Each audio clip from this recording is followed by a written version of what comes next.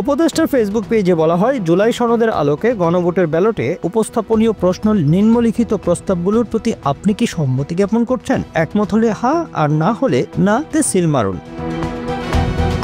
প্রশ্নগুলো হলো, নির্বাচনকালীন সময়ে তত্ত্বাবধায়ক সরকার, নির্বাচন কমিশন এবং অন্যান্য সাংবিধানিক প্রতিষ্ঠান জুলাই সনদে বর্ণিত প্রক্রিয়ার আলোকে গঠন করা হবে। আগামী সংসদ হবে 2 কক্ষ বিশিষ্ট।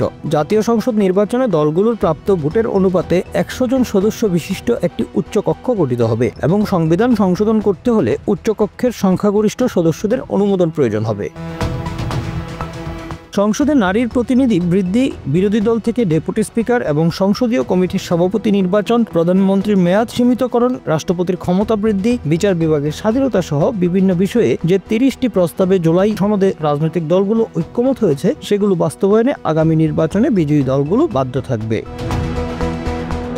জুলাই সনদে বর্ণিত অন্যান্য সংস্কার রাজনৈতিক দলগুলো প্রতিশ্রুতি অনুযায়ী বাস্তবায়ন করা হবে।